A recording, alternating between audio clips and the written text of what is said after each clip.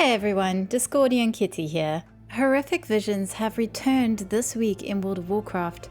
Not because N'Zoth is attacking or anything, he's safely hiding in the dagger. I mean, he's dead. He's definitely dead. Everyone knows he's dead, so stop asking about the dagger. No, the character these visions have me thinking about is Nozdormu. Or should I say, the character these visions have me thinking about is Murozond. Because I actually think Nozdormu is already Murozond. I think I can prove it. And also, I don't think that's a bad thing. It's actually good and right. Maybe even his real destiny. Hear me out. So before we go any further, I guess it's a good idea to define who Murozond is, which kind of begins with defining who Nozdormu is. Nozdormu is one of the dragon aspects.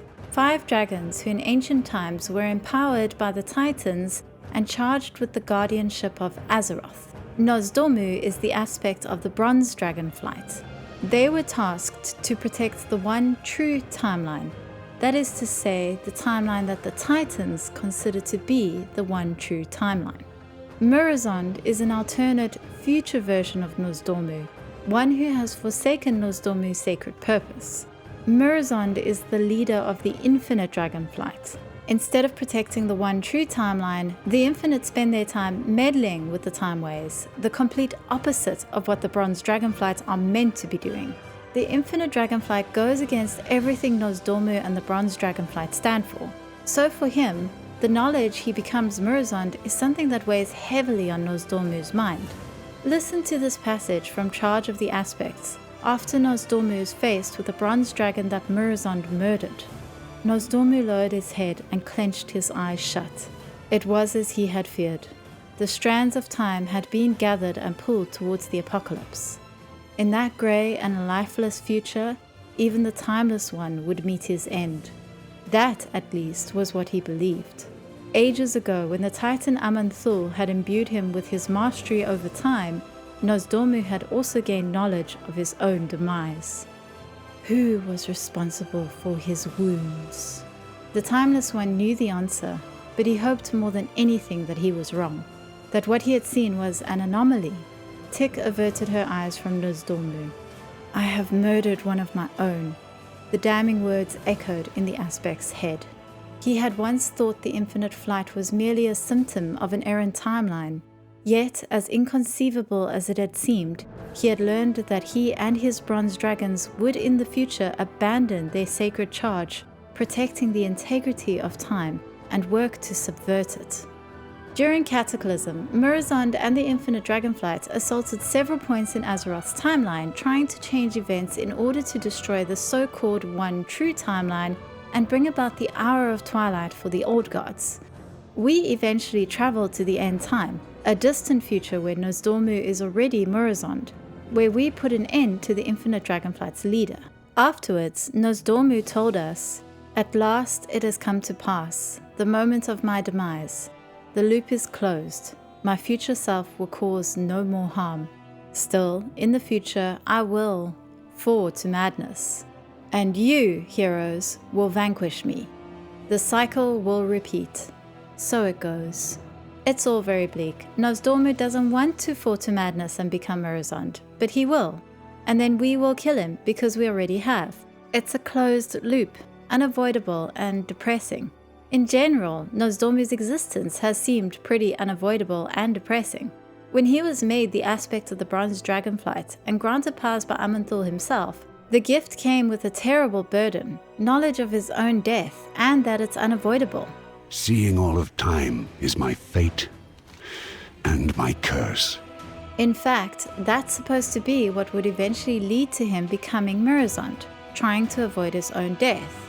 The in-game dungeon journal entry on Murozond reads, "Now living outside of time, Murozond was once the great dragon aspect Nozdormu, the Timeless One.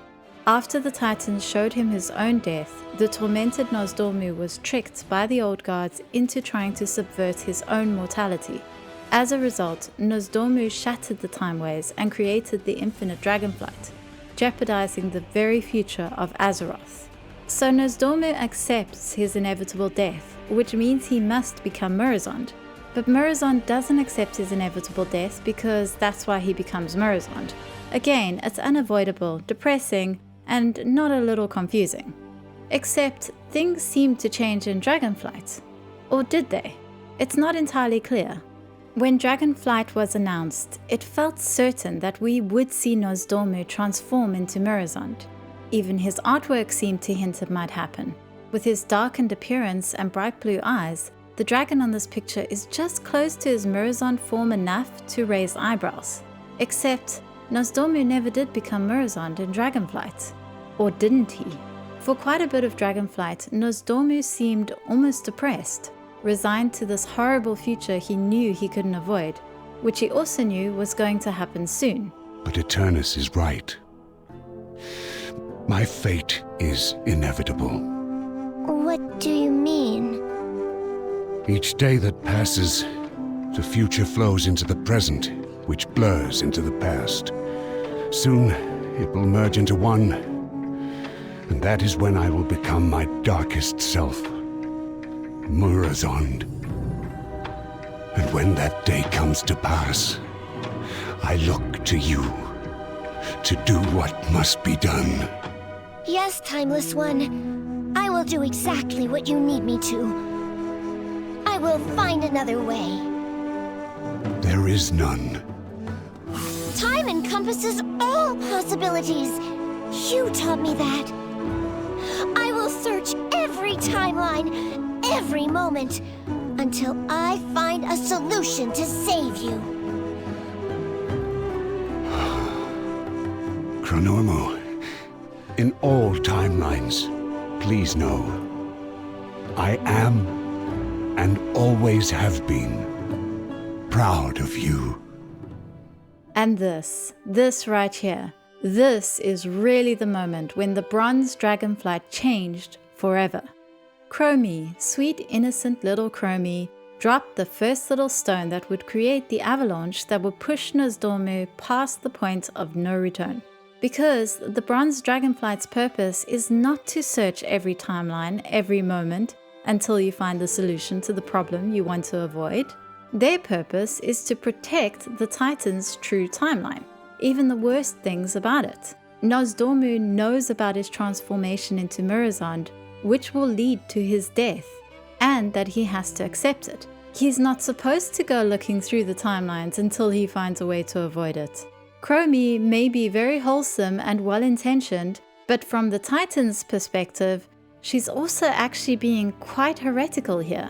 To be fair to Nozdormu, he doesn't tell Chromie, yes, good idea, forget the true timeline and everything we're supposed to stand for, stop my transformation. He just tells her he's proud of her. But if you believe in the importance of the Titan's true timeline, that might be Nozdormu's first mistake, not telling Chromie off, choosing indulgence and affection over duty. Not long after this scene, during the dawn of the Infinite Mega Dungeon, it seemed like destiny had finally caught up with Nozdormu when the Infinite Dragonflight succeeded in turning him into Murozond in the past. As is often the case with time travel, it's all a bit confusing, but basically the Infinite Dragonflight struck at Nozdormu while he was still a protodrake, successfully transforming him into Murozond. This is partly because we decided to stop Iridikron from collecting the essence of Galakrond in the Dark Heart. But Chromie, who, let's be fair, does look fantastic as a goth, so I can understand why she might be leaning a bit infinite, decides to reverse time and stop the corruption of Nozdormu, allowing Iridikron to escape. It's not strictly a corruption of the true time ways, because either way, the Infinite have done that.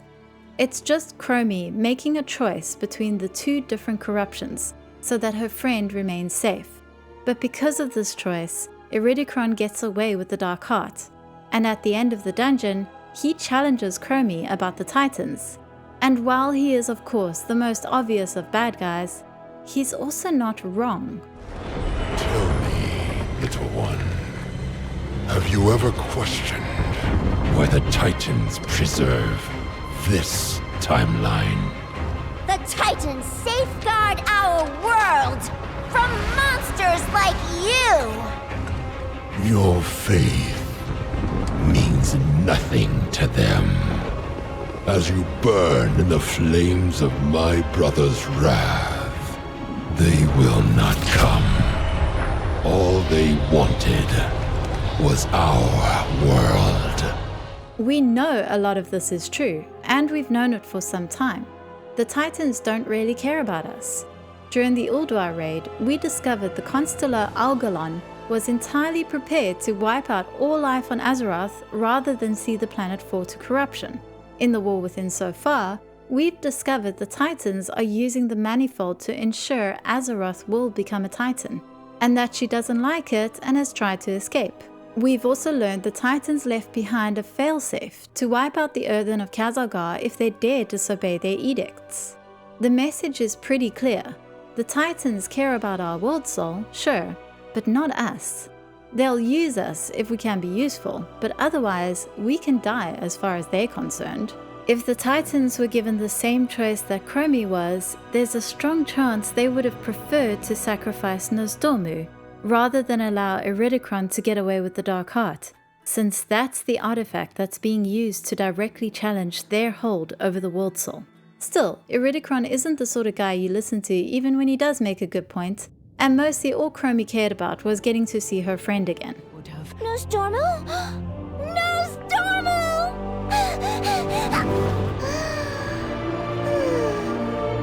Everything's back how it was. Not everything. The clouds in my vision have parted, and I can breathe without doubt or despair. I feel alive again. Thanks to you.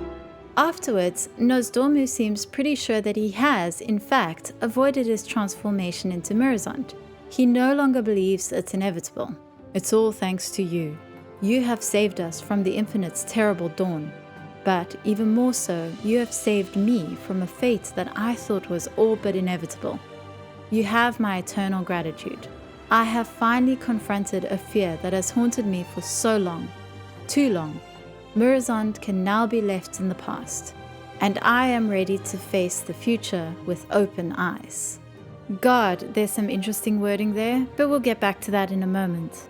Is Nozdormu's transformation into Murozond inevitable? I want to take a moment here to examine that question.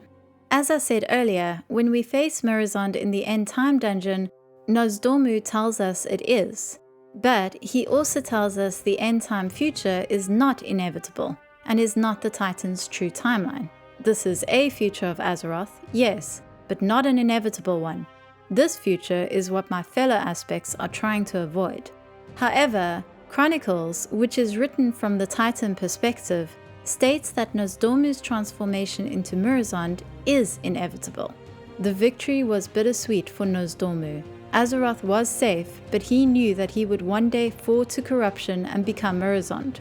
That fate was inescapable. And, despite not being fans of the Titan timeline, the Infinite Dragonflight agree. They believe Nozdormu is destined to become Murozond, and that fate is unavoidable. We will bring you to your ultimate fate.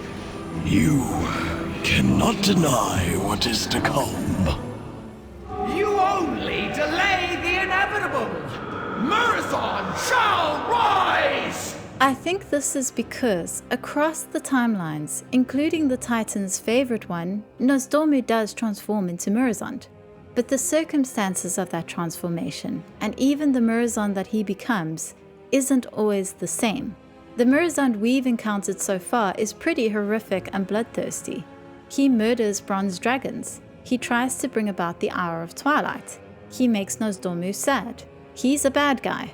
And I'm not saying that's what Nozdormu has become. The future that we saw during the End Time dungeon is not the future that we're heading towards now. No more than the past where Proto-Dragon Nozdormu became Murozond is our past.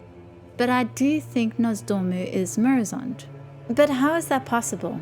Didn't I just show you Nozdormu avoiding his fate and realizing it's not inevitable? Yeah, I did. And that was the next step. The Dawn of the Infinite Dungeon is named that because it does show the dawn of the Infinite Dragonflight. Not Proto-Dragon Nozdormu becoming Murozond, that was never going to stick. The Infinite's dawn happens because of Chromie's decision and the way that Nozdormu reacts to it. Chronicles is from the Titan perspective. The Titans consider Nozdormu's transformation to be inevitable, and Nozdormu accepted that. But now he doesn't. He's starting to question something that is supposed to be part of the Titan's true timeline. He thinks maybe something about that timeline has been avoided or changed, and he's happy at the thought, which is absolute Murozond behavior. Think again about the Murozond dungeon description. After feeling tormented by the knowledge of his own death, he was tricked by the old guards into trying to subvert his mortality. As a result, he shattered the time ways and created the infinite Dragonflight. I am not saying the old gods have tricked Nozdormu in our timeline into becoming Murozond by subverting his own fate. I mean, it's possible, who knows what N'Zoth is doing in that dagger, but I do think the same basic thing has happened. By being this quick to believe he has avoided the fate he was terrified of, a fate that is supposed to be part of the timeline he's supposed to be protecting, Nozdormu has taken a step towards becoming Murozond. This might even be the moment where it's happened. Look again at Nozdormu's wording. You have saved me from a fate that I thought was all but inevitable, and I am ready to face the future with open eyes. One important difference between the Infinite and the Bronze Dragonflights is how they view the future. The Bronze are like the Titans. They believe in only one true timeline. The Infinite are like the Old Gods. They deal with, well, an infinite number of timelines. When Nozdormu says he's ready to face the future with open eyes, directly after saying he no longer believes something from the Titan's true timeline is inevitable, he's kinda sounding a bit like Murozond. He's no longer viewing the future with the limited Titan perspective. He's viewing it with open eyes. And alright, he also says he's stopped the Infinite's terrible dawn and that Murozond can be left in the past. That's fair, and you're right to bring it up. I think Nozdormu is right. They have stopped the Infinite's terrible dawn. As I said before, the version of the Infinite Dragonflight that we've mostly seen is seriously nasty, all murderous and whatnot. But I'm arguing that the Infinite that's dawned now, the Murozond that Nozdormu has become, is a lot nicer. In fact, it's morally better not only to the Infinite Dragonflight we've seen before, but to the Bronze Dragonflight as well. I also don't think Nozdormu himself has actually realized he's Murozond yet. But don't worry, I don't expect you to believe me yet. The moment where I was almost certain Nozdormu was becoming Murozond happened afterwards, during the Eternus questline. Which, while we're on the subject of Nozdormu getting away from the limited Titan perspective, happens to be named No Limits. Eternus is an infinite dragon that Chromie ended up spending some time with after the two were stuck in a time anomaly together. Despite the usual animosity between their flights, Chromie and Eternus seemed to warm to each other, and even ended up developing an unlikely, if slightly strained, friendship. After Nozdormu's Dawn of the Infinite ordeal, Chromie approached Nozdormu about reaching out to Eternus. Nozdormu agreed. Eternus is lost, a lot like you were, Nozdormu. If we can help her, then perhaps she will see our point of view. I will go to her. Thank you, Chromie. While on the surface, this questline is about helping Eternus and later other infinite dragons understand the Bronze Dragonflight's perspective, it's actually also very much about the Bronze Dragonflight and Nozdormu learning to understand the infinite perspective. It goes both ways. During the questline, we learn that Eternus joined the Infinite Dragonflight after her sister was killed. When Eternus asked to use the Bronze Dragonflight's time-traveling abilities to go back and save her, she was denied, and she can't understand why it's so important to the so-called true timeline that her sister stays dead. Nozdormu agrees to let her go back and witness the moments of her sister's death, and even to try to save her. Every attempt fails. What's more, Eternus learns that her sister was protecting a clutch of bronze dragon eggs. Thanks to her sister's original sacrifice, a bronze whelpling was saved. But when Eternus attempts to interfere, the eggs are often destroyed. A newborn whelp. Born during the confrontation with Vexemia. Nozdormu knew if she did not distract her. Vexemia would have killed the whelp and destroyed the eggs. She died. My sister chose to die. For our future. In the end, Eternus understands the sacrifice that her sister made, and that respecting it honors her sister's memory. But then Nozdormu does something surprising. He tells Eternus that he was wrong, and that the infinite dragonflights are right. Nozdormu, are you going to tell me you were right? No. Because I was not. Nozdormu's death was a tragedy. It should not have happened. I did not see the whole truth. My sister chose her fate. As a steward of this timeline, I must always take the greater good and the free will of others into account. But you reminded me, Eternus, that compassion must be considered. Some events are worth changing because our hearts wish it so. On that, I agree with the Infinites. You never wished to become Murozond. I wanted my aspect, but I too must remember compassion. And it tells me to follow you, just as you are. I will help you, but convincing the other Infinites will take time. That, Eternus, we have in abundance. Oh, and this final quest is called Infinity and Beyond. Sounds an awful lot like the beginning of an infinite dragonflight. As I said, the quest line is about the Bronze and the Infinite learning to understand each other, and even be persuaded by each other in some places. Which is great if you're looking towards a peaceful future where the two dragonflights can coexist. It's not great if you're a Titan loyalist who thinks the Bronze Dragonflight should remain pure and unchanged in their purpose. By admitting the Infinite are right about some things and accepting them into his own Dragonflight, Nozdormu has allowed the Bronze Dragonflight to become corrupted. You can argue it's okay, these Infinite aren't horribly murderous at all. They're actually very nice and bring us cool things that we love, like Pandaria Remix. It's good that they're our friends now. And I do think all of this. But from the Titan perspective, this is still corruption. It's also just straight up proof that Nozdormu is Murozond. Murozond is the leader of the Infinite Dragonflight. Thanks to this moment, Nozdormu went on to lead the Infinite Dragonflight, or at least a sizable portion of it. And it's not a case of the Infinite turning back into Bronze. They stay Infinite and use their unique abilities to expand the Bronze Flight's activities. In this quest line, Nozdormu even uses an infinite artifact to make this whole thing possible. This isn't the sort of thing the Bronze are supposed to just be fine with. Nozdormu is Murozond. When this first happened, I was confused. Nozdormu and the Bronze had just won the argument. Even Eternus had to admit it wasn't like the Titan timeline had it out for her sister or anything, but her fate was pretty much sealed whatever happened. And at least this way, where the child she was protecting survives, helped her sacrifice mean something. And Nozdormu could have just conceded that the Bronze could have been a bit more compassionate about the situation. But he tells Eternus she was right about wanting to change events. Some events are worth changing because our hearts wish it so. On that, I agree with the Infinites. Like, no.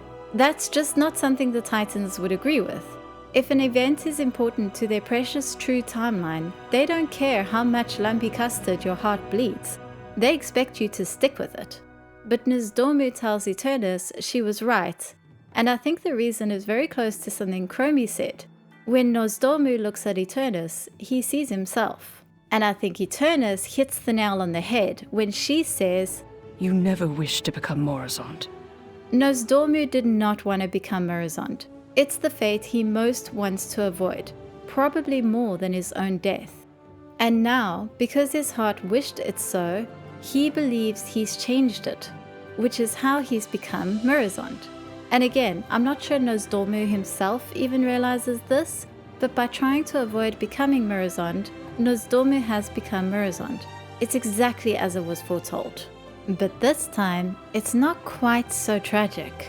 Partly because it also turns out Nozdormu's sacred purpose was never so sacred after all. The dragon aspects are supposed to be loyal to the Titans and dedicated to serving their purpose, but they're not anymore. A major theme of Dragonflight was the aspects learning that sometimes the Titans were wrong, as in the case of the Primalists. They should never have tried to force dragons like Verinoth to accept Titan influence they didn't want. The aspects' powers are also no longer tied to the Titans. They get them from Azeroth herself now.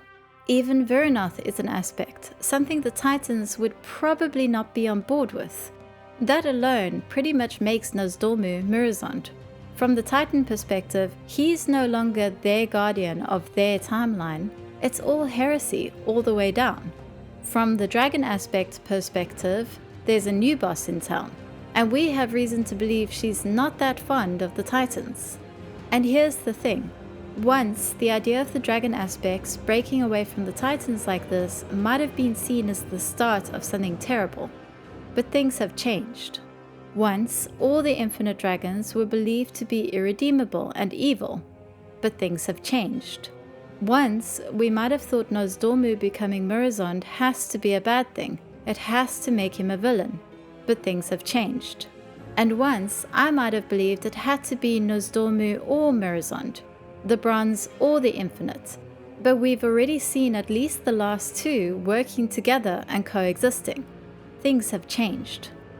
When Murozond dies in the end time, he sounds a bit like he's calling out a warning about Aman'Thul.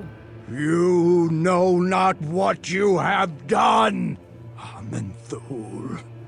What I have seen. Once, this was easy to dismiss as the insane ramblings of a creature of the old gods, but now we know that the Titans in general and Aman'Thul in particular really aren't to be trusted. Things have changed. In the World of Warcraft Terra, the King of Swords is Nozdormu sitting on a throne. Behind the throne stands Nozdormu, or likely Murozond, in the shadow. The image could be read negatively, the threat of Murozond always lurking behind Nozdormu in the shadows. But it also just kind of shows how the two are connected. It's similar to Nozdormu's Dragonflight poster, the idea that Nozdormu isn't completely changed, but Murozond is just there, in the shadows, behind him, part of him, maybe without him even realizing it himself yet. I do think Nozdormu is Murozond, at least from the Titan perspective, but that he's also Nozdormu. He leads the infinite Dragonflight and the Bronze. He believes in preserving the timeline. He's seen what trouble pure chaos can cause, but is also open to changing it for reasons that don't always align with the Titans. I think Nozdormu is more than just Murozond, and more than just Nozdormu. He's something the Titans, with their restrictive views and arrogant ways, never wanted him to be. He's complete. If you enjoyed this video, remember you can show me by liking, subscribing, commenting, sharing, all the good YouTube stuff. You can also find me on Patreon, where you can help to support the channel directly. Finally, you can find me on Twitch, where I'm always happy to talk about all things lore. So while that's all for now, hopefully I'll see you again soon.